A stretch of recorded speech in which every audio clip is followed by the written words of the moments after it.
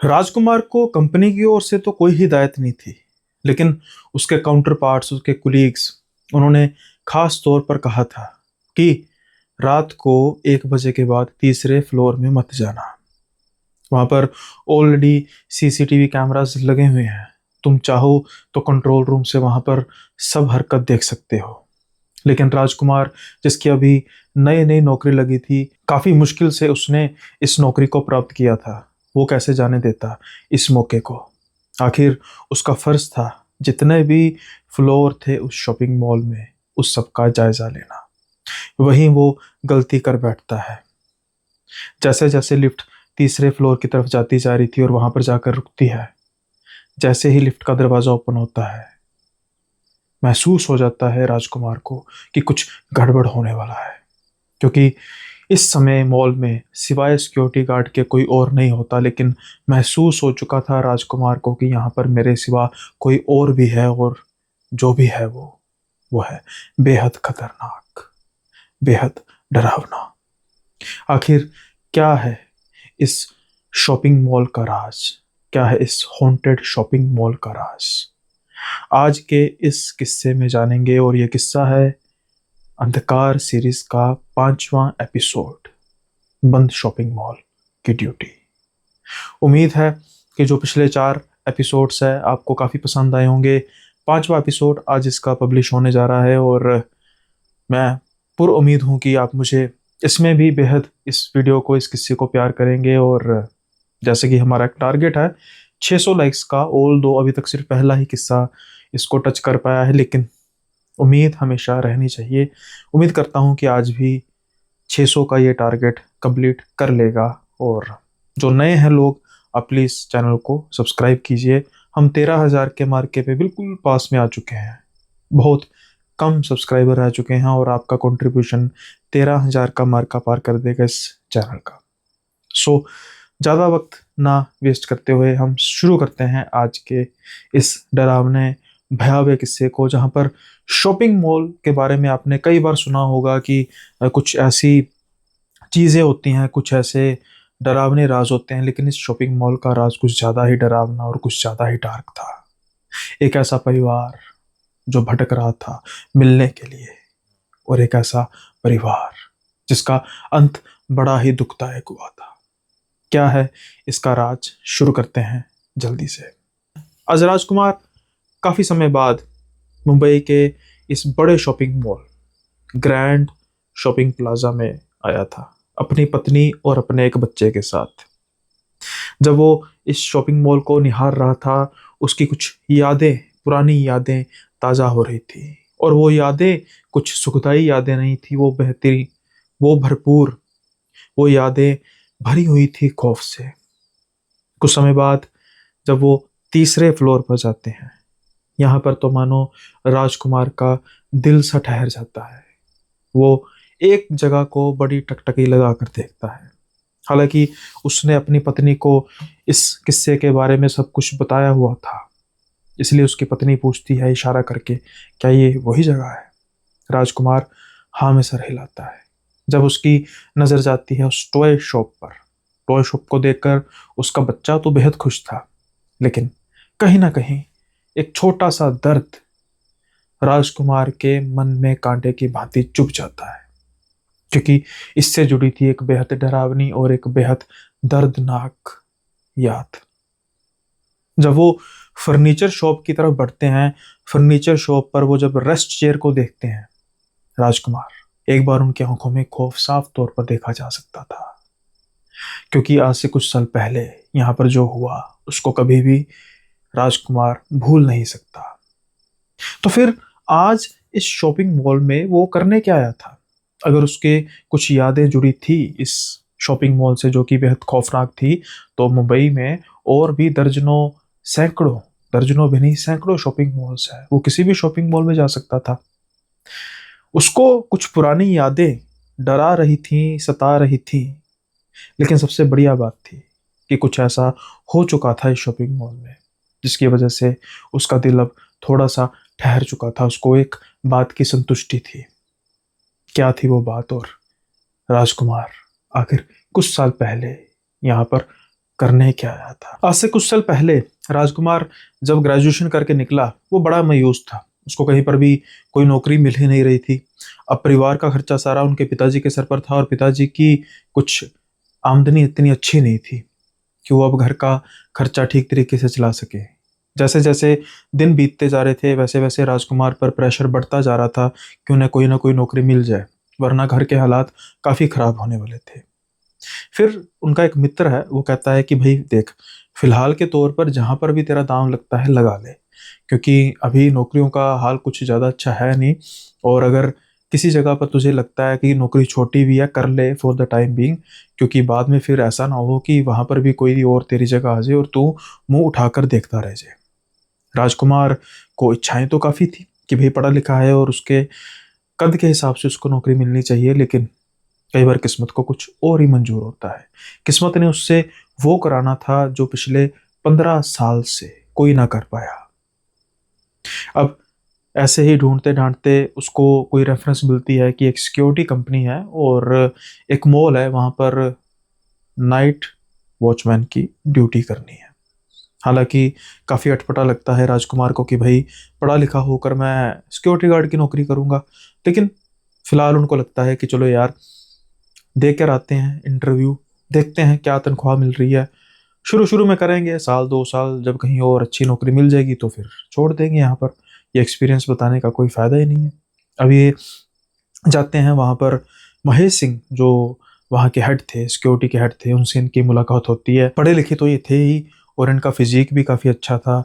इस वजह से महेश सिंह को वो काफ़ी अच्छे लगते हैं, राजकुमार पसंद आते हैं, और उनकी ड्यूटी लग जाती है, नौकरी उनको मिल जाती है मुंबई के ग्रैंड शॉपिंग प्लाजा में।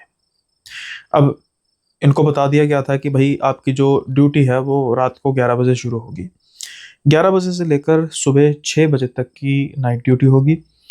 इस शॉपिंग मॉल के 5 फ्लोर हैं।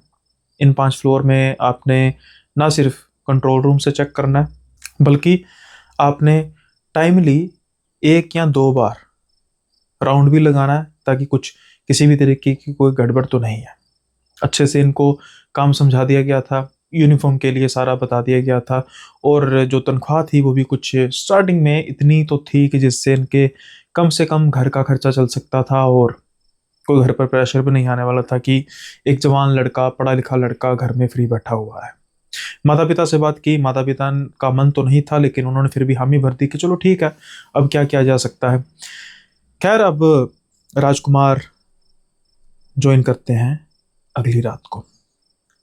तकरीबन वो 10 बजकर 45 मिनट पर पहुंच जाते हैं। 11 बजे उनकी ड्यूटी थी। उससे पहले इनको 2 या 3 दिन की ट्रेनिंग दे दी गई थी कि किस तरीके से उन्होंने सारा करना है जो दिन के समय में थी। जब वो जा रहे होते हैं कंट्रोल रूम में, तो उनको जो वहाँ के पहले गार्ड थे, 2 गार्ड थे, वो अपना सारा सामान वगैरह पैकअप कर रहे थे। वो मिलते हैं, पहचान जाते हैं, क्योंकि कुछ दिन ट्रेनिंग तो उनको ही थी। और जाते जाते उनको कहते हैं कि भाई देखो, ध्यान से, बिल्कुल ध्यान से यहाँ पर नौकरी करना।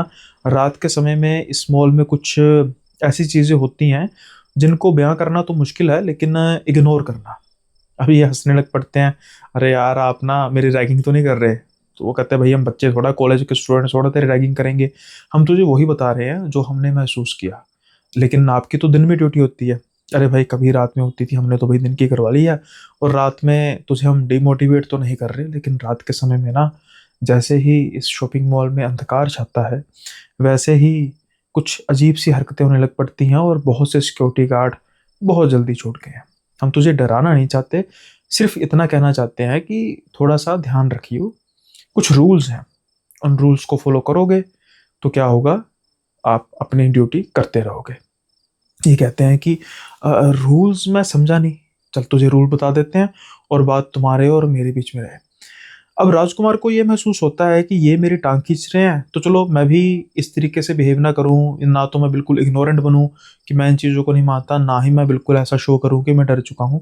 मैं ऐसा इनको महसूस कराता हूं कि मानो मैं जैसे इनका साथ ही दे रहा हूं। तो ये पूछते हैं, हाँ जी हाँ जी बताओ क्या रूल है। अब ये कहते हैं कि जब तुम वॉक कर रहे होगे, अगर तुम्हें वॉक करते करते कोई आवाज़ सुनाई दे किसी भी तरीके की, तो तुमने इग्नोर करना है, तुमने किसी भी तरीके का उसका रिस्पॉन्स नहीं देना। अब ये सोचते हैं, फिर एकदम दिमाग में आता, चलो सुनते हैं सारी बात। ठीक है। रूल नंबर 2, किसी भी हालत में तीसरे फ्लोर में नहीं जाना। अगर वहां पर तुम्हें कुछ भी सुनाई दे ऐसा कि जैसे तुम्हें लगे कि कोई वहां पर चोरी हो रही है, कुछ हो रही है, एक बात का यकीन करना कि आप अंदर के सिक्योरिटी गार्ड हैं, बाहर भी जो करण है सिक्योरिटी गार्ड, उसके होते कोई अंदर नहीं आ सकता। तो इसलिए अगर ऐसी चीज महसूस हो कि कुछ बाहर से अंदर आकर यहाँ पर चोरी करने की फिराक में, ऐसा कभी ना हुआ है ना कभी होगा, तो कुछ भी चीज आए उसको इग्नोर कर देना। ठीक है। रूल नंबर 3, बोलिए।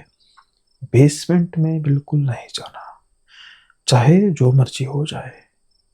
उसका कारण, भाई हमने तुझे कहा ना कि कारण कुरण हम डिस्कस ज़्यादा कर नहीं सकते, और जो तुझे बता दिया है ये रूल्स हैं, ध्यान रखना है। और अगर कोई तुम्हारा पीछा करे तो बिना पीछे मुड़े भागना है, अपने कंट्रोल रूम में आकर बैठ जाना है।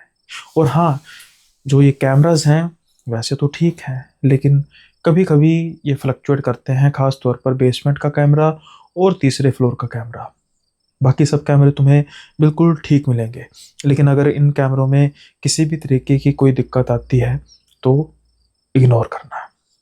अब ये सोचते हैं कि मुझे लगता है कि जो इनसे पहले सिक्योरिटी गार्ड्स गए हैं वो शायद इन्हीं की शरारत से गए हैं, क्योंकि जो ये चीज़ें बता रहे हैं, हर चीज़ को इग्नोर करना है, हर चीज़ को इग्नोर करना है, लेकिन सिक्योरिटी गार्ड की जो जॉब होती है वो बिल्कुल इनसे इतर होती है।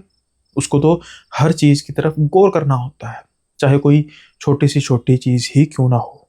अब ये सोचते हैं कि मुझे लगता है कि शायद जो पहले सिक्योरिटी गार्ड्स थे वो भी इनकी बातों में आ गए होंगे, उन्होंने कई चीज़ें इग्नोर की होगी और बाद में उनकी टर्मिनेशन हो गई होगी।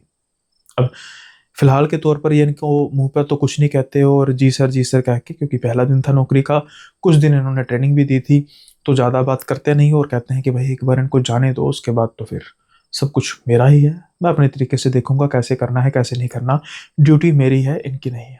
कल को कोई समस्या होती है तो मैं जवाब दे हूँ, ये नहीं है। अब वो इतनी बात कहकर चले जाते हैं, 11 बज चुके थे, और जो राजकुमार थे वो कैमरास की तरफ देखना शुरू करते हैं, और जैसा कि इनको कहा गया था कि 12 बजे के बाद इनको राउंड्स लगाने शुरू करने थे। अब जैसा मैंने कहा कि ये 5 फ्लोर का एक शॉपिंग मॉल था, ग्राउंड फ्लोर से लेकर 5वें फ्लोर तक इनको एक बार सारे का सारा जो फ्लोर था उस पर राउंड लगाना था। लेकिन अब कुछ बातें इनके मन में आ भी चुकी थी कि भाई मैं तीसरे फ्लोर पर राउंड लगाऊं या ना लगाऊं, और मुझे कोई आवाज़ तो नहीं आएगी। अरे नहीं यार, प्रैंक होगा इनका कोई, अगर कुछ ऐसा हुआ भी तो मैं यही समझूंगा कि इनकी कोई शरारत है। अब ये वेट कर रहे थे 12 बजने की, 12 बजते ही ये उठते हैं और अब चक्कर लगाना शुरू कर देते हैं। ये वो टाइम था जहां पर बिल्कुल सुनसान हो चुका था शॉपिंग मॉल, सिवाय राजकुमार के और राजकुमार के कदमों की आवाज के वहां पर कोई और था ही नहीं। उसके कदमों की आवाज ऐसे गूंज रही थी मानो जैसे उस शॉपिंग मॉल के एक एक कोने में वो आवाज जा रही हो। वो आवाज उनके ही कदमों की थी, तो उनको डराना किसी भी तरीके से पॉसिबल था नहीं। लेकिन जैसे ही वो दूसरा फ्लोर अभी घूम रहे थे, उनको इन दो आवाज़ों के, यानी कि खुद की जो गुनगुनाने की आवाज़ थी, कुछ गाना गुनगुना रहे थे, और इनके कदमों की आवाज़ के अलावा जैसे ही एक आवाज़ इनको सुनाई देती है, मानो इनके रोम रोम में जकड़न आ जाती है। और वो आवाज़ थी, अंकल हेल्प। वो आवाज़ उस शॉपिंग मॉल में ऐसे गूंजती है मानो जैसे सैलाब की तरह वो उस सारे शॉपिंग मॉल को ले गई। और राजकुमार, वो तो मानो उसी जगह पर बुत बन के खड़ा हो गया। उसके दिमाग में लाखों सवाल गूंजने लग पड़े थे। क्या क्या क्या क्या क्या ये सच सच सच है? फिर क्या मतलब कि जो जो जो जो उन सिक्योरिटी गार्ड्स ने कहा वो क्या सच था? अब ये धीरे से पीछे मुड़ के देखते हैं। दूर सेकंड फ्लोर पर इनको ऐसे महसूस होता है कि कोई खड़ा है, और जो भी वो खड़ा है बड़ा छोटा सा ऑब्जेक्ट है, कोई बड़ा नहीं है। अब ये उस तरफ मुड़ना शुरू करके बोलते जा रहे हैं, कौन है? इनको ये लग रहा था कि शायद कोई बच्चा रह गया है। सबसे पहले इनके दिमाग में जो बात आनी चाहिए थी वो बिल्कुल ठीक आई थी। और ये भागते उस तरफ जा रहे थे कि कहीं कोई बच्चा तो नहीं रह गया, और ये कहते हैं कि हाँ बेटा मैं आ रहा हूँ, तुम वहीं रुको। लेकिन जैसे जैसे वो उनके पास आने की कोशिश कर रहे थे, मानो वो बच्चा आगे की ओर बढ़ता जा रहा था। और कुछ ही समय बाद जो सबसे अंधेरे वाला हिस्सा था उस फ्लोर का, वहां पर जाकर वो गायब हो जाता है। अब इनको लगता है कि दो बातें हो सकती हैं। पहली बात तो ये कि ये बच्चा गलती से यहाँ पर रह गया है, लेकिन ऐसा होता नहीं है। जब मॉल एग्जिट होता है तब अच्छे तरीके से देखा जाता है, लेकिन फिर भी गलती की गुंजाइश तो रह जाती है। इसलिए इस बात पर तवज्जो देते हुए ये फिर से आवाज लगाते हैं, लेकिन कोई भी आवाज नहीं आती। अब ये थोड़ा सा डर चुके थे। हालांकि अब इन्होंने तीसरे फ्लोर की तरफ जाना था, लेकिन ये सबसे पहले दोबारा अपने कंट्रोल रूम में जाते हैं और सीसीटीवी कैमरास को अच्छे तरीके से देखना शुरू कर देते हैं। जब ये सेकंड फ्लोर पर राउंड लगा रहे थे तो ये अच्छे तरीके से देखते हैं कि इनको पीछे से आवाज पड़ी, वहां पर कैमरे का एंगल, लेकिन वहां पर कोई भी नहीं दिखाई दे रहा था। हालांकि इन्होंने साक्षात एक बच्चे की प्रेजेंस को महसूस किया था और उसकी आवाज तो इन्होंने बिल्कुल सुनी थी। ये इस बात को कैसे दरकिनार कर सकते थे। ये वॉकी टॉकी उठाते हैं और बाहर करण, उसको उससे बात करते हैं और कहते हैं कि करण। और वो कहता है हाँ बोलो क्या हुआ, तुम्हारी आवाज में काफी कंपन आ रही है, क्या हुआ? अरे करण भाई, वो ये ना मुझे ऐसा महसूस हुआ कि मॉल में किसी बच्चे की आवाज आई है, अंकल हेल्प। और मैंने उसको काफी देर ढूंढने की कोशिश की सेकंड फ्लोर पे, लेकिन वो मुझे मिला नहीं। अब मैं कैमरा में रिवाइंड करके देख रहा हूँ और जहाँ पर मैं खड़ा था उसके आसपास तो कोई बच्चा नहीं था यार, लेकिन मैंने प्रेजेंस महसूस की, मैंने देखा कोई भाग रहा है। करण सारी बात सुनता है।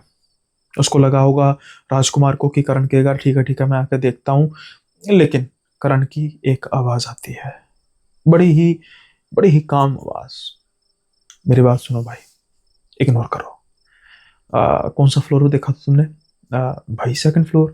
हाँ ठीक है, थर्ड फ्लोर में तो बिल्कुल नहीं जाना, और फोर्थ और फिफ्थ फ्लोर जो है उसको आप एक बार अच्छे तरीके से राउंड कर रहा हो, और इन दो फ्लोर, खास तौर पर जो थर्ड फ्लोर है इसको तो बिल्कुल ही इग्नोर करो। अब इस आंसर की तवज्जो इन्होंने की नहीं थी। करण से ये पहले भी मिले थे जब ट्रेनिंग की थी। इन तीनों में जो वो सिक्योरिटी गार्ड्स थे और ये थे, इनमें से इनको करण काफ़ी मैच्योर, काफ़ी ठीक लगा था। इनको इस बात की आशा नहीं थी कि करण भी शायद इस मजाक में शामिल हो सकता है। लेकिन करण इनसे जिस तरीके से बोल रहा था उससे ऐसा बिल्कुल नहीं जान पड़ रहा था कि ऐसा कुछ मजाक करण के द्वारा भी किया जा सकता है। हालांकि पहला दिन था, वो इसकी बात को मानता है और सेकंड और थर्ड फ्लोर में बिल्कुल नहीं जाता, और फोर्थ और फिफ्थ फ्लोर को अच्छे तरीके से राउंड करके सुबह के दिन अपना डे क्लोज कर देता है। अब पहला दिन था नौकरी का, एक तरह की रिलैक्सेशन होनी चाहिए थी, जोश होना चाहिए था। लेकिन आज जब वो घर जाता है राजकुमार, उसका जोश है पहले दिन का फूर हो जाता है। उसकी मुरझाई हुई आंखें देखकर उसकी माँ समझ आती है कि कुछ गलत हुआ है। उनकी माँ पूछती है तो लेकिन कहते हैं नहीं माँ, एक्चुअली पहली बार रात की ड्यूटी की है तो रात की नींद तो होती ही है, उस वजह से ये जाकर अपने रूम में सो जाते हैं। लेकिन फिर उनको सपने में भी इस तरीके की आवाज़ें गूंजती हुई सुनाई दे रही थी कि हेल्प अंकल। आखिर वो सच में बच्चा कोई था या फिर मेरा वहम था? क्या उन दो सिक्योरिटी गार्ड्स की शरारत काम कर गई? क्या उन्होंने मेरे दिमाग में कुछ ऐसी चीज बिठा दी? बहुत से सवाल थे।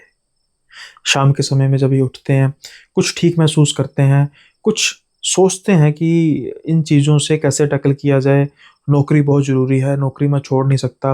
क्या महेश सिंह जी से बात करूं? नहीं नहीं नहीं नहीं, अगर मैंने पहले ही दिन महेश सिंह जी से बात कर ली तो उन्होंने कहा, कहेंगे कि भाई तू तो वहमी लग रहा है, तू ऐसा कर, तू नौकरी छोड़।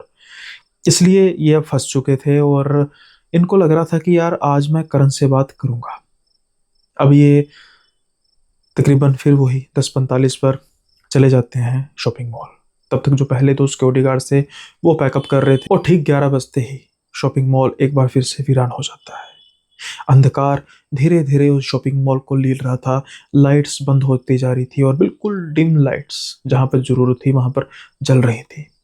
अब उस शॉपिंग मॉल में फिर से, इतने बड़े शॉपिंग मॉल में फिर से राजकुमार अकेले कंट्रोल रूम में बैठे थे और इंतजार कर रहे थे 12 बजने का। फिलहाल के तौर पर वो सारे स्क्रीन्स को देख रहे थे कि कुछ मुझे एबनॉर्मल लग रहा है, कुछ मुझे अजीब लग रहा है। ख़ास तौर पर सेकंड और थर्ड फ्लोर पर उनकी बहुत ज़्यादा तवज्जो थी, और थोड़ी बहुत बेसमेंट की तरफ भी।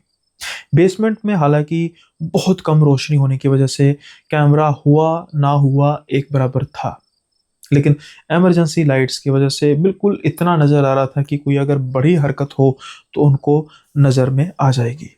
अब ये सारा अच्छे तरीके से देख रहे थे, और फिर समय आता है इनके राउंड लगाने का। आज इन्होंने एक चीज़ ठानी थी कि मैं सेकंड और थर्ड फ्लोर की तरफ तो जाऊंगा। अगर मैं डर गया तो फिर मैं काम नहीं कर पाऊंगा, और शायद कुछ हफ्तों या कुछ महीने बाद मेरा भी वही हाल हो जो पहले सिक्योरिटी गार्ड्स का हुआ था। अब ये थोड़ी देर बाद ग्राउंड फ्लोर अच्छे से घूमते हैं, बिल्कुल ठीक था। फिर वही दो आवाज़ें, एक इनके गुनगुनाने की और इनके कदमों की आवाज़। फर्स्ट फ्लोर में जाते हैं, बिल्कुल सामान्य रहता है। आज जब ये सेकंड फ्लोर में जाते हैं तो फिर सब कुछ सामान्य रहता है, कल के जैसा कुछ नहीं हुआ। लेकिन जैसे ही ये थर्ड फ्लोर के लिए लिफ्ट का बटन दबाते हैं, लिफ्ट काफ़ी देर बाद नीचे आती है। ऐसा महसूस हो रहा था कि मानो जैसे लिफ्ट को कोई थर्ड फ्लोर पर आने नहीं दे रहा। बार बार मिस फंक्शनिंग हो रही थी, ये प्रेस करते थे, ऐसा महसूस होता था कभी लिफ्ट फोर्थ फ्लोर में है, कभी फिफ्थ फ्लोर में है, कभी बेसमेंट में है, कभी फर्स्ट फ्लोर में है। लेकिन सारे मॉल में इस वायन के कोई था नहीं, तो फिर लिफ्ट ऐसे बार बार फ्लक्चुएट क्यों करेगी? उसको फर्स्ट टाइम में ही आ जाना चाहिए था। अब ये सोचते हैं कि मैं सीढ़ियों से ही क्यों ना चला जाऊं, लेकिन उसी समय लिफ्ट ओपन होती है। ये लिफ्ट के अंदर दाखिल होते हैं। लिफ्ट सेकंड फ्लोर से थर्ड फ्लोर तक जाती है, और जैसे ही सामने लिफ्ट का दरवाज़ा ओपन होता है, देखकर एक बार राजकुमार कुछ तो सहम ही जाते हैं, क्योंकि थर्ड फ्लोर का ऑरा ही कुछ अलग बयां कर रहा था। उसमें ground floor, first floor, fourth floor, fifth floor जैसी किसी भी तरीके की नॉर्मल बात लग नहीं रही थी। एक अजीब सी मनहूसियत इनको महसूस हो रही थी। लेकिन ये अपने कदम बढ़ाते हैं और उस कॉरिडोर में चलना शुरू करते हैं। जैसे जैसे कदम इनके बढ़ते जा रहे थे, ये शॉप्स की तरफ देखते जा रहे थे।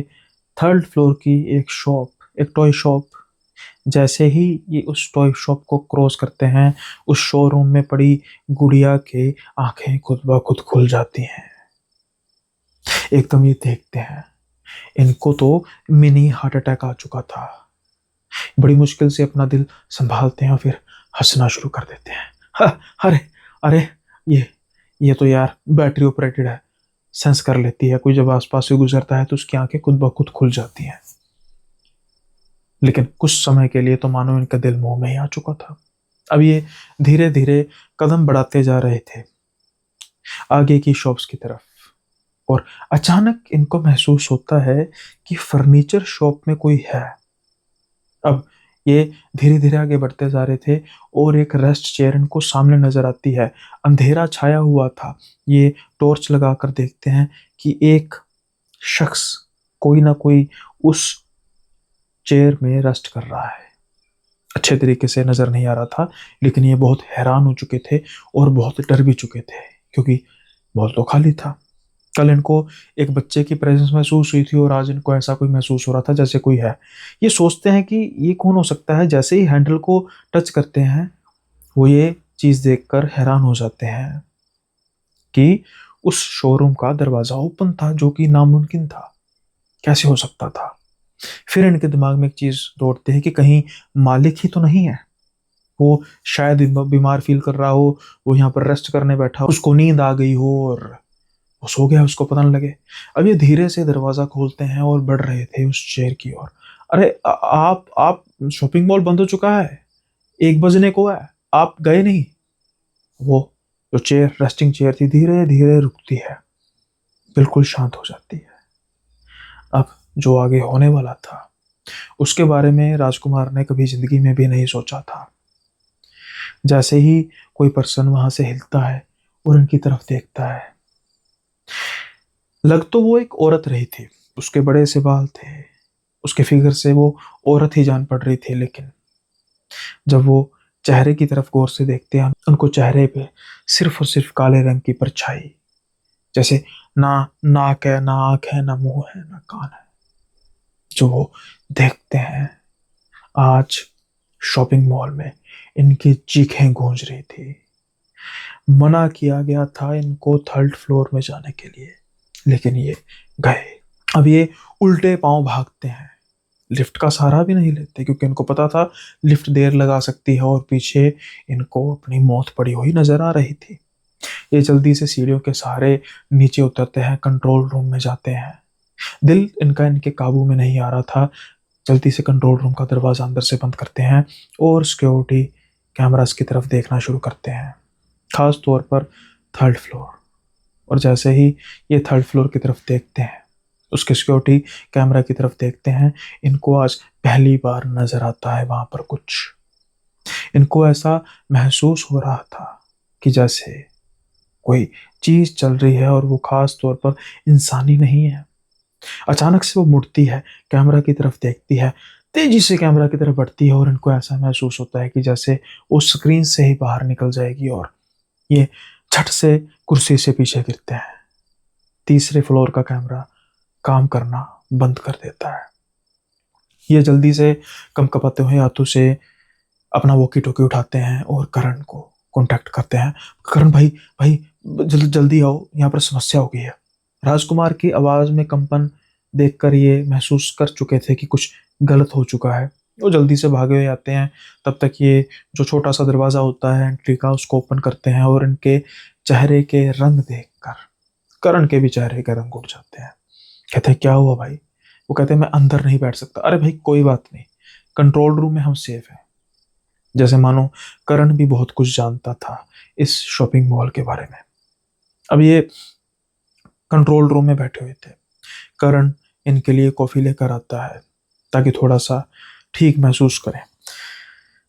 राजकुमार बार बार पूछे जा रहे थे कि जो मैंने देखा है, अब मैं इस चीज़ को झुठला नहीं सकता और ना ही ये किसी तरीके का कोई प्रैंक है। जो मुझे शुरू में लग रहा था कि उन दो सिक्योरिटी गार्ड्स की कोई शरारत हो सकती है, लेकिन ऐसा कुछ है नहीं। करण भाई देखो भाई, मैं गरीब आदमी हूँ, मैं अपनी जान को खतरे में नहीं डाल सकता, प्लीज़ मुझे बताओ आखिर ये चल क्या रहा है। तो फिर करण बोलना शुरू करते हैं। करण कहते हैं देख भाई, जो भी है अनऑफिशियल है, मतलब कि मैंने समझ तुझे नहीं बताया। यहाँ पर तुझे इन दोनों ने कुछ बताया होगा। हाँ मुझे बताया था। तो उसको यार तूने फॉलो क्यों नहीं किया? करण भाई मेरा काम है ये, अगर मैं सारा राउंड ना करूं, कल को पता लग जाए महेश सिंह जी को, तो फिर देख, कुछ बातें होती हैं जिनको सामने बताया नहीं जाता। तुझे क्या लगता है कि जो ये सिक्योरिटी गार्ड है, इन्होंने तुझे पहले ही दिन तेरे पर इतना विश्वास कर लिया कि तुझे इतना कुछ बता दिया इस चीज का रिस्क लेकर कि तू नया एम्प्लॉई है और तू महेश सिंह जी को नहीं बताएगा? मैं समझा नहीं आपकी बात। देख भाई, मैं क्या कह रहा हूँ, कुछ बातें होती हैं जो डायरेक्टली नहीं बताई जा सकती। मान अगर तुझे महेश सिंह जी ये बता दें कि तूने थर्ड फ्लोर पे नहीं जाना या तूने ये नहीं करना, ऐसा नहीं करना, तो क्या तेरी नौकरी को जस्टिफाई कर पाएगा एक बॉस? कि बॉस ही खुद बात कर रहा है। कुछ बातें कही नहीं जाती, कहलवाई जाती हैं। यानी कि आपके कहने का मतलब है कि महेश सिंह जी को भी कुछ ऐसा पता है ये थर्ड फ्लोर के बारे में? हाँ बिल्कुल। इसलिए उन सिक्योरिटी गार्डों के थ्रू शायद उन्होंने ये बात तुझे कहलवाई। तो फिर जो पहले सिक्योरिटी गार्ड्स यहाँ से गए थे, वो टर्मिनेट हुए थे या छोड़ा था उन्होंने नौकरी? उन्होंने नौकरी को छोड़ा था। अगर उनको भी ये बातों के बारे में पता होगा तो फिर वो तो बैठे रहते होंगे कंट्रोल रूम में और थर्ड फ्लोर में नहीं जाते होंगे। नहीं, वो कुछ ज़्यादा डरपोक थे, क्योंकि यहाँ पर कंट्रोल रूम में बैठने पर भी कुछ ऐसी प्रेजेंस महसूस होती है कंट्रोल रूम के बाहर कि लोग डर जाते हैं। यार सच में मैं तो फंस गया, यार मैं नौकरी छोड़ भी नहीं सकता, बड़ी मुश्किल से मुझे नौकरी मिली है और आप मुझे कुछ ऐसी बातें बता रहे हैं जिन पर मैं विश्वास कैसे ना करूं। और दूसरी बात यह कि अगर मैं विश्वास कर लेता हूं तो फिर मैं नौकरी कैसे करूंगा भाई? करण कहते हैं देख भाई, अब मैं तुझसे जो बात कहने जा रहा हूँ, इस शॉपिंग मॉल का एक गहरा राज है, एक डरावना गहरा राज। इसलिए जो मैं तुझसे कहने जा रहा हूँ, बात तेरे और मेरे बीच में रहेगी। और हाँ, जितना इन चीज़ों को इग्नोर करोगे मेरे भाई, उतना ही तुम सही रहोगे और बीच बीच में मैं तुम्हारी मदद करूंगा। ठीक है, मैं वैसे तो बाहर बैठता हूँ, लेकिन चाय कॉफ़ी पीने के बहाने में मैं यहाँ पर बैठ जाऊँगा, कुछ ज़्यादा समय तो नहीं, लेकिन जितना हो सकता है। अब एक गहरा राज खुलने जा रहा था उस शॉपिंग मॉल का। आखिर खास तौर पर थर्ड फ्लोर में ही क्या था जो इस शॉपिंग मॉल को भूतिया बना रहा था? क्या था उस बेसमेंट में? अब ये राज खुलने जा रहा था। तो करण कहते हैं कि भाई, ये शॉपिंग मॉल तकरीबन कुछ 12-13 वर्ष पहले बनकर कंप्लीट हुआ है। इससे पहले यहाँ पर एक रेजिडेंशियल बिल्डिंग होती थी, अपार्टमेंट्स। तो क्या हुआ? वैसे तो कुछ नहीं हुआ, लेकिन बहुत कुछ हुआ। मैं समझा नहीं, वैसे तो कुछ नहीं हुआ मतलब कि अगर हम किसी बिजनेसमैन की सोच से सोचें तो कुछ नहीं हुआ। एक बिजनेसमैन को, एक बिल्डर को काफ़ी अच्छे दाम में ज़मीन मिल गई, लेकिन उससे पहले उस अपार्टमेंट में बहुत कुछ हुआ था। मैं समझा नहीं यार, खुल के बता। इस अपार्टमेंट के थर्ड फ्लोर में एक फैमिली रहती थी, मल्होत्रा फैमिली। 3 लोग थे, मुकेश, उसकी बीवी अंजलि और उसकी बेटी सपना। अच्छी फैमिली थी। मुकेश का कारोबार ठीक चल रहा था, लेकिन कुछ रिस्क लेता है मुकेश। कुछ नया कारोबार करने की कोशिश करता है, उसको बढ़ाने की भी कोशिश करता है, लेकिन वो दांव पड़ गया उल्टा। अब धीरे धीरे कर्जा चढ़ता गया। मुकेश डिप्रेशन में जाना शुरू हो चुका था। आए दिन उसको कर्जदार तंग करते थे, बैंक की तरफ से अलग तंग किया जाता था। मुकेश ये बातें सह ना पाया। वो डिप्रेशन में इतना जा चुका था कि एक रात उसने फिर वो कदम उठा लिया जो उसको उठाना नहीं चाहिए था। वो अपने बीवी बच्चों को खत्म कर देता है, और उसके बाद फिर वो खुद भी खत्म हो जाता है। जो उसके बीवी और जो उसका बच्चा, यानी कि सपना और अंजलि, उनको तो उसने अपार्टमेंट में ही खत्म कर दिया।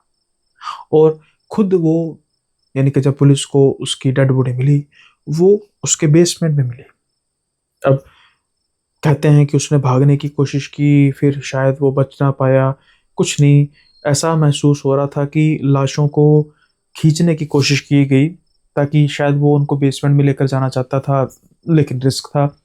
ना जाने वो क्या करना चाहता था, लेकिन उसकी लाश तो बेसमेंट में मिली। उसके बाद फिर इस बिल्डिंग पर कहर टूटा। तीसरा अपार्टमेंट तो कभी बस नहीं पाया, लेकिन बेसमेंट भी भूतिया हो गया। अक्सर लोगों को मुकेश बेसमेंट में नजर आ जाता था, तड़पता हुआ, और वो कहता था, मेरे परिवार को यहाँ पर लेकर आओ, मेरे परिवार को भी यहाँ पर लेकर आओ। धीरे धीरे ये सारा अपार्टमेंट ही हॉन्टेड हो गया, और उसके बाद खाली।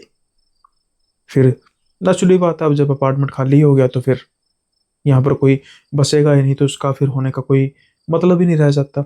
आसपास ज़मीन काफ़ी खाली थी, ये अपार्टमेंट बीच में बना हुआ था, और उसके बाद फिर ये प्रोजेक्ट आया शॉपिंग मॉल का। उस अपार्टमेंट को जमींदोज कर दिया गया, और उसकी जगह बना ये शॉपिंग मॉल। तीसरा फ्लोर अपार्टमेंट का, तीसरा फ्लोर इस शॉपिंग मॉल का स्टिल हॉन्टेड। साथ के साथ ही बेसमेंट भी। कहते हैं कि मुकेश आज भी वहाँ बेसमेंट में भटक रहा है, और अंजलि तीसरे फ्लोर में। सपना तो एक बच्ची थी ना, तो उसके लिए क्या तीसरा फ्लोर, क्या दूसरा फ्लोर। इसलिए तो कहते हैं कभी कभी किसी के होने का एहसास होता है हमें पास में भी, लेकिन हमें बस उसे इग्नोर कर देना चाहिए। अब ये सब कुछ जब जानते हैं राजकुमार, तो सन्न के सन रह जाते हैं। लेकिन अब वो कर भी क्या सकते थे? करण से वो पूछते हैं, और करण कहता है कि हम कर भी क्या सकते हैं भाई, इसमें सिर्फ और सिर्फ अपनी ड्यूटी को अच्छे तरीके से करें, इसके अलावा कुछ नहीं। अभी ये बात चल रही थी, इनको फोन आ जाता है महेश सिंह जी का, रात के 2 बजे के आसपास। क्यों? ये करण से पूछते हैं। करण, उठा भाई, कुछ अर्जेंट होगा। ये फोन उठाते हैं। महेश सिंह जी, सब ठीक चल रहा है? हाँ हाँ सर, सब ठीक है। सच में? हाँ सर, क्या हुआ? अच्छा, तो जरा ये देखो बेसमेंट का कैमरा, मुझे अभी रिपोर्ट आई है कि बेसमेंट का कैमरा खराब है, और वहाँ पर कुछ अजीब सी हलचल हो रही थी पहले जब कैमरा चल रहा था, और तुम कह रहे हो कि सब कुछ ठीक है। सर ये जैसे ही बेसमेंट की तरफ नजर उठाते हैं तो वहां पर बिल्कुल अंधकार छाया हुआ था, बिल्कुल ब्लैक।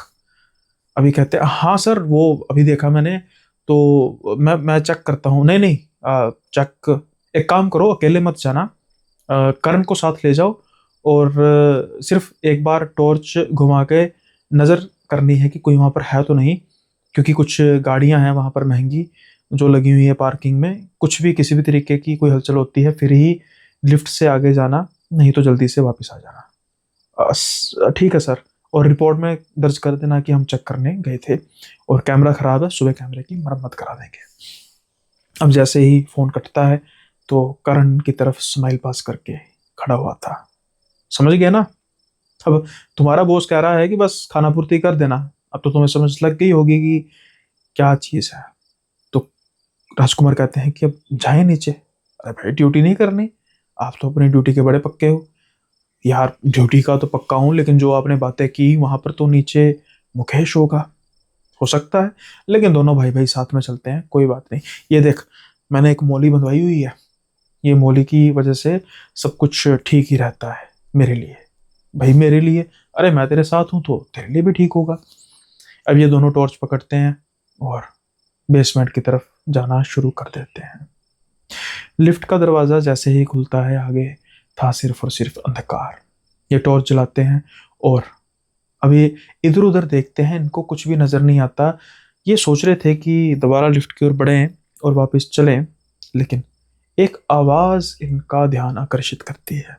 वो आवाज ऐसे थी जैसे कोई किसी चीज को जमीन से रगड़ रहा होता है। अब इनको कुछ पल के लिए मुकेश से ज्यादा ये महसूस हो रहा था कि क्या सच में कोई चोर तो नहीं आ गया जिसने कैमरे की वायर काट दी है और उसके बाद वो अपनी वारदात टाल रहा है।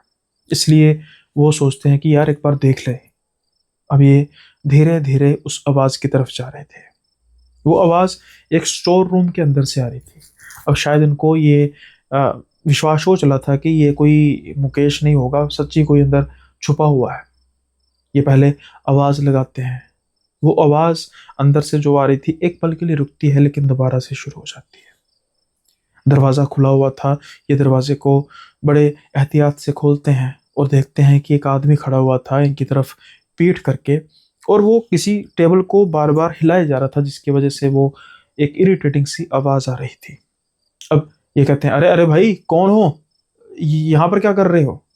मुझे मुझे मेरा परिवार चाहिए, मुझे अपने परिवार से मिलना है। जैसे ही ये शब्द सुनाई देते हैं इनको, एक दूसरे की तरफ देखते हैं, रोंगटे खड़े हो जाते हैं, क्योंकि ये कोई और नहीं, ये मुकेश ही था। अब जैसे ही मुकेश इनकी तरफ मुड़ता है, एक चेहरा जो बिल्कुल सफेद, आंखें बिल्कुल सफेद, लेकिन चेहरे में किसी तरीके का क्रोध नहीं, बल्कि मायूसी और एक तड़प, जैसे कुछ मांग हो जो कई बरसों से पूरी ना की गई हो। ये जल्दी से भागते हैं, पहले लिफ्ट की तरफ जाते हैं। जैसे ही लिफ्ट ओपन होती है तो उनको दिखाई देती है अंजलि, बिना चेहरे के। इनकी हालत अब पतली हो चुकी थी। अब इनके पास दूसरा जरिया था ऊपर जाने का, और वो थी सीढ़ियां। अब जैसे ही ये सीढ़ियों की तरफ से जाना शुरू करते हैं, बिल्कुल ग्राउंड फ्लोर के पास इनको नजर आती है सपना। Uncle please help. सफेद चेहरा, आंखें बिल्कुल सफेद, लेकिन मासूमियत। ये मानो जैसे उसके अक्स को पार करके आगे बढ़ जाते हैं और कंट्रोल रूम में आकर बैठ जाते हैं। कुछ समय पहले करण दिलासा दे रहा था राजकुमार को, लेकिन अब शायद करण को भी दिलासे की जरूरत थी, या यूं कहें कि दोनों की हालत बिल्कुल समांतर थी। अब ये किसी तरीके से अपने दिल को अपने काबू में लाते हैं, और 10-15 मिनट बाद करण कहता है कि फोन कर दे महेश सिंह जी को, कह दे कि सर सब ठीक है, कोई कुछ नहीं है वहां पे।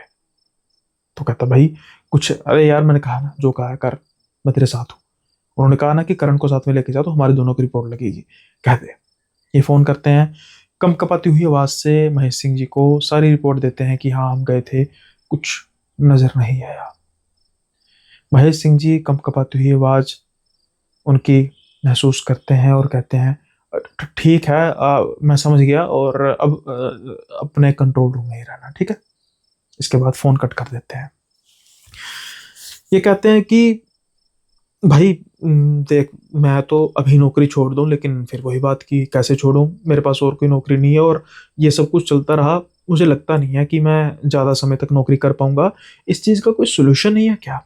करण कहता है क्या सोल्यूशन है यार, मुझे बता, क्या सोल्यूशन है इस चीज़ का, तू बता दे क्या हो सकता है। अरे यार, इनकी आत्माओं को मुक्ति दिलाओ। अरे हम कैसे दिलाएंगे मुक्ति, बताओ कैसे मुक्ति दिलाएंगे? तू तांत्रिक है, मैं तांत्रिक हूँ।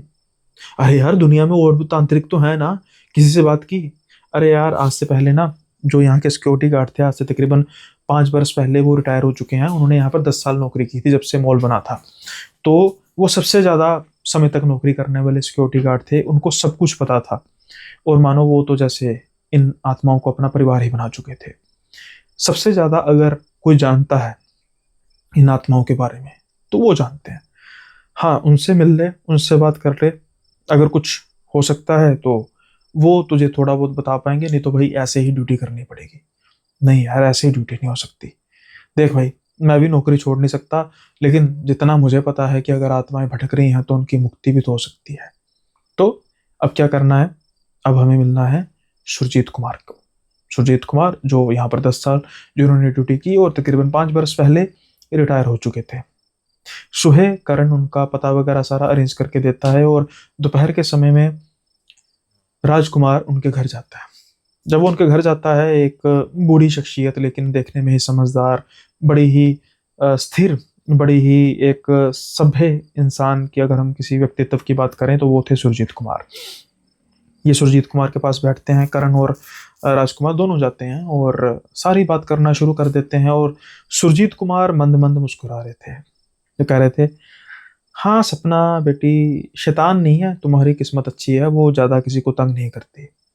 और अंजलि, वो तो बेचारी बस अपनी बेटे की चिंता करती रहती है। और मुकेश बेवकूफ़ कहीं का, परिवार ख़त्म करने के बाद, अपने आप को ख़त्म करने के बाद अब तड़प रहा है अपने परिवार से मिलने के लिए। अरे क्या कहूँ यार। ये सुन रहे थे तो ये तो इस तरीके से कि भाई ये तो ऐसे बात कर रहे हैं जैसे तो वो परिवार बिल्कुल जीता जागता है, बिल्कुल साक्षात है। लेकिन जैसा कि करण ने बताया था कि सुरजीत कुमार यूज्ड टू हो चुके थे। इनकी कहानी भी सुरजीत कुमार को पता थी, क्योंकि इससे पहले जब ये सिक्योरिटी गार्ड थे तो वो उसी अपार्टमेंट में सिक्योरिटी गार्ड थे। तो उनको इस परिवार के बारे में, यानी कि इस परिवार को जिंदा इन्होंने देखा है। और फिर सब कुछ वो बताना शुरू करते हैं कि क्या क्या हुआ। मुकेश की लाश जब वहाँ से मिली, बेसमेंट से मिली, उसके बाद काफ़ी चीज़ें जो हुई और उसके बाद उस अपार्टमेंट को जमींदोज कर दिया गया। सुरजीत कहते हैं कि शुरू शुरू में मैं बर्दाश्त नहीं कर पाता था कि जिनको जिंदा देखा हो और उनकी आत्माएं ऐसे भटक रही हैं। मैं एक तांत्रिक बाबा से मिला, वो तांत्रिक बाबा ने मुझे सारी बात बताई। जब उन्होंने आके सारे अच्छे तरीके से देखा, तब अपार्टमेंट को जमींदोज कर दिया गया था, शॉपिंग मॉल बन रहा था। तो उन्होंने कहा था कि देखो, ये आत्माओं के भटकने का कारण क्या है कि हर एक आत्मा की, हर एक प्रेत की अपनी अपनी एक दायरा या अपना एक बन चुका सर्कल बन चुका है जिससे वो बाहर नहीं आ पा रहे। जैसे कि जो सबसे पहले अगर हम सपना की बात करें तो सपना अभी तक अपने आप को जिंदा ही समझती है और उसके सामने उसका घर टूट चुका है, एक शॉपिंग मॉल बन चुका है, एक खिलौनों की दुकान है जहाँ पर वो रहना पसंद करती है और अपनी माँ को ढूंढती रहती है, हेल्प मांगती रहती है आने जाने वालों से, अपने पिता को ढूंढती रहती है। अंजलि, अंजलि को ये तो पता लग चुका है कि वो मर चुकी है, लेकिन उसे सपना की चिंता है। अपने पति से तो अब उसे कोई मोह नहीं रहा, क्योंकि उसने तो उसकी हत्या की थी, उसकी बच्ची की हत्या की थी। लेकिन वो सपना का हमेशा ध्यान रखती है और जब भी कोई सपना पर किसी भी तरीके का कोई लट से लगता है कि कुछ हो सकता है तो फिर वो बहुत ही भयंकर रूप धारण कर लेती है। मुकेश, मुकेश एक पश्चाताप की आग में जल रहा है। उसने जो किया जाहिरी तौर पर गलत था, लेकिन अब उसको ठीक तो कर नहीं सकता।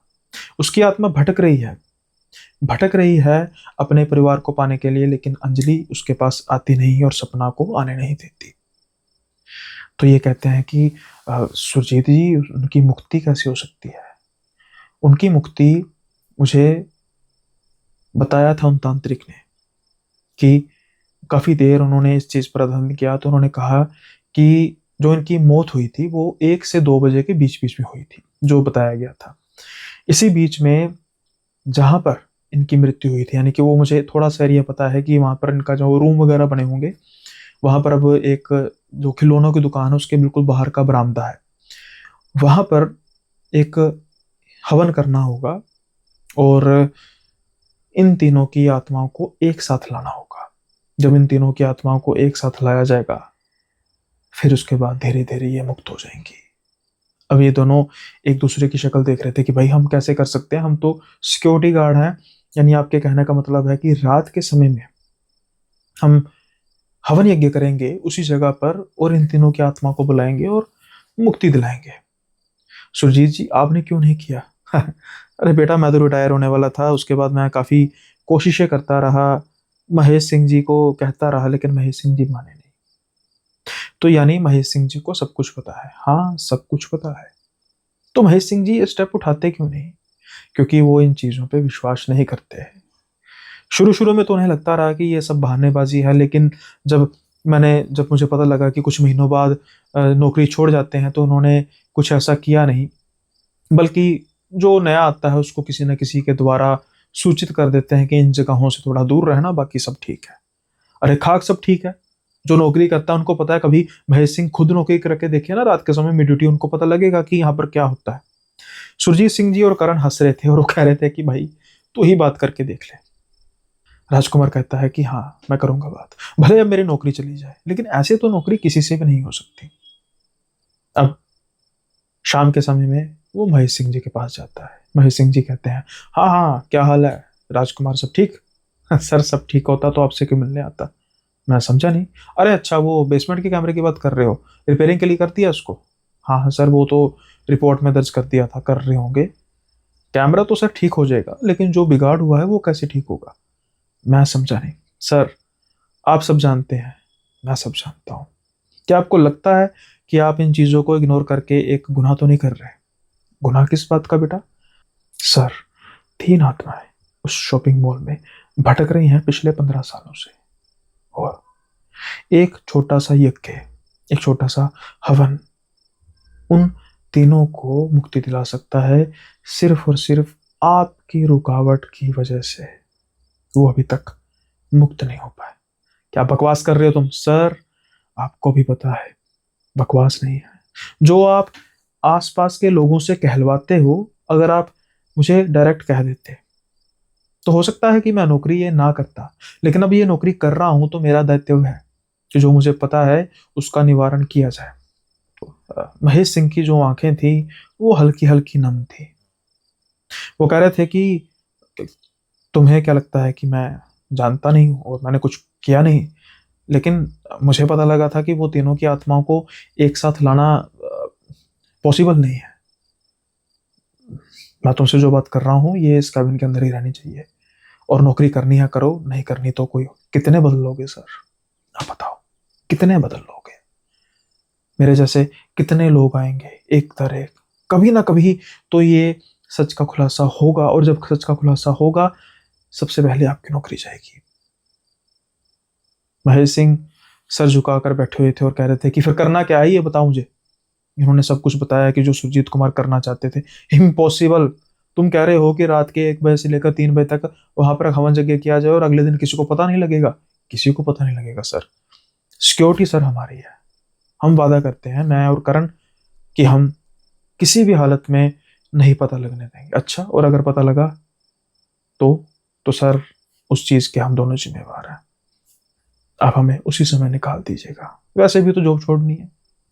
इस तरीके से काम किया जा सकता है? कभी नहीं। महेश सिंह कुछ समय सोचते हैं और उसके बाद वो कहते हैं, ठीक है, लेकिन छोटी सी गलती, तुम दोनों की नौकरी गई। अब स्वीकृति मिल जाती है। ये करण को बताते हैं और करण इन पर टूट पड़ता है। अरे भाई, मेरी नौकरी का क्यों सौदा करके आ गया साथ में? मैंने क्या बिगाड़ा है? मैं तो बाहर करता हूँ, बाहर करता रहूंगा। अब राजकुमार कह रहे थे कि देखो भाई यही मौका है, मान जाओ। खैर थोड़ी तरले मिन्नतों के बाद उनको मना लिया जाता है और उसके बाद अब शुरुआत हो चुकी थी उस अभियान की जो पिछले 15 साल से लटका पड़ा था। इन तीनों को एक साथ लाना और उसके बाद इन तीनों को मुक्त कराना। जिन तांत्रिक से बात की गई थी उन्होंने जो भी सामग्री लिखवाई थी ये रात के समय में ले आते हैं और 1 बजे हवन शुरू हो जाता है।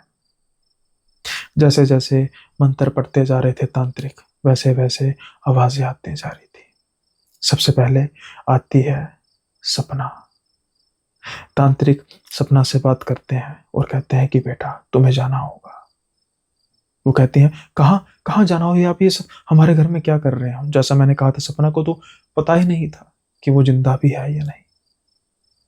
फिर उसकी माँ अंजलि और फिर मुकेश, 15 वर्षों बाद वो पहली बार बेसमेंट से निकलता है मंत्रों की ताकत से।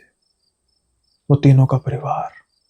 अंजलि जैसे ही मुकेश की तरफ देखती है मानो जैसे हमलावर हो जाती है, लेकिन जैसे तैसे करके वो तांत्रिक मैनेज करने में कामयाब रहे और कुछ समय बाद वो जो काली परछाइयां थी वो सफेद धुएं में परिवर्तित होती हैं और एकदम सन्नाटा। तांत्रिक कुछ देर मंत्र पढ़ते रहते हैं और उसके बाद हवन की आखिरी आहुति के साथ ही हाथ जोड़ते हैं अग्निदेव के आगे और प्रणाम करके इन दोनों को कहते हैं कि हमारा कार्य संपन्न हुआ। उम्मीद है कि अब इन तीनों को मुक्ति मिली और ये जो शॉपिंग मॉल है ये अब आजाद हो चुका है इन तीनों के श्राप से। मुकेश कहता है, राजकुमार कहता है कि बस इतना ही काम था और 15 साल ये बेचारे ऐसे ही भटकते रहे। तांत्रिक कहते हैं कि कर्म बेटा कर्म, कर्म जीते जीते तो आपको भुगतने ही पड़ते हैं, कई बार मरने के बाद भी उनका छुटकारा नहीं होता। कुछ होंगे पुराने लेखा जोखा जो इन तीनों को इतने बरस भुगतना पड़ना था। खैर अब ये आजाद है इस अंधकार से, आजाद है इस शराब से। राजकुमार और करण की आंखों में आंसू थे। इन 2-3 दिनों में ही राजकुमार को एक अलग सा स्नेह हो चुका था सपना के साथ। इस परिवार की जो आप बीती थी उसके बारे में सुनकर दर्द था इनके दिल में, लेकिन खुशी भी थी कि वो अब मुक्त है। राजकुमार तकरीबन 1.5-2 साल नौकरी करते हैं, उसके बाद उनको एक अच्छी नौकरी मिल जाती है, खूब तरक्की करते हैं और कुछ सालों बाद शादी, बच्चा, गाड़ी और आज ये इस शॉपिंग मॉल में एक विजिटर की भांति आए थे। करण भी जा चुका था, महेश सिंह भी अब यहाँ पर नहीं थे, बस थी तो कुछ पुरानी खौफनाक डरावनी यादें 3rd फ्लोर की, बेसमेंट की। लेकिन राजकुमार को पता था कि वो अब यहाँ पे नहीं है। राजकुमार अब आगे बढ़ता जा रहा था। वो खुश था, लेकिन एक आवाज फिर से रोंगटे खड़े कर देती है, अंकल हेल्प। जैसे ही राजकुमार ये सुनता है उसकी आंखें बड़ी हो जाती हैं और वो तेजी से घूम के पीछे देखता है तो देखता है एक बच्ची जिसके कुछ सामान था वो गिर चुका था और शायद उसके माता पिता आसपास कहीं थे। वो हेल्प मांग रही थी राजकुमार से। राजकुमार की जान में जान आती है, भागा भागा जाता है, उसका सामान पकड़ाता है और कहता है, बेटी नाम क्या है तुम्हारा? बेटी मुस्कुरा कर कहती है सपना अंकल, और उनसे मुंह मोड़ के अपने पेरेंट्स की तरफ चली जाती है। राजकुमार सन का सन होकर उसको वहां से जाती हुई देख रहा था।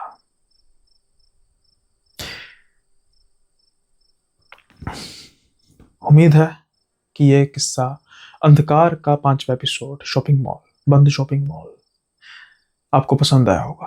पसंद आया तो लाइक, शेयर, सब्सक्राइब जरूर कीजिए।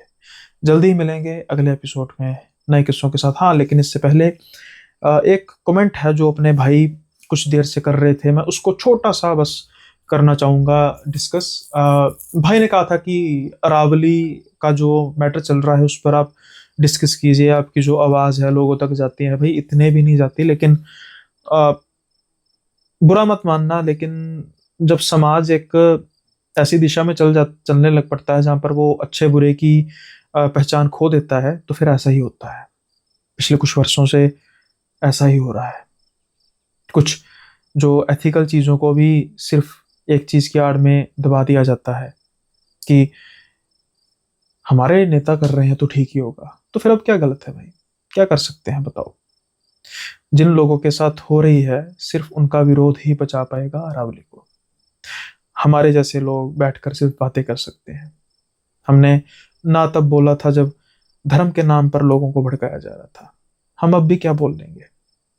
लेकिन हाँ, सिर्फ विरोध कर सकते हैं। मेरा वर्बल विरोध किसी को अगर कुछ इफेक्ट कर सकता है तो ठीक है, लेकिन मैं इस चीज में विश्वास रखता हूं कि आप चाहे किसी भी पार्टी के नुमाइंदे हों या किसी भी पार्टी के सपोर्टर हों, सबसे पहले आप इंसान हैं, फिर भारतवासी हैं। जो चीज़ इंसानियत के खिलाफ है, जो चीज़ देश के खिलाफ है, वो चाहे किसी भी पार्टी की फेवर में हो, हमें उसका विरोध करना चाहिए। जब ये चीज़ें हमारे मन में आ जाएंगी तो ऐसी चीज़ें होगी भी नहीं। मैं एक पॉलिटिकली न्यूट्रल आदमी हूँ, क्योंकि भाई मैं इतनी सिरखपती क्यों लूँ? एक पार्टी कुछ गलत कर रहेगी तो मैं उसको डिफेंड क्यों करूँ भाई? किस बात के लिए डिफेंड करके मैं अपनी एनर्जी वेस्ट करूँ? उसके पार्टी के नेता लोग देखें, मेरे पास एक पावर है वोट की। अगर कोई आदमी अच्छा है तो ठीक है, नहीं तो नोटा तो है ही।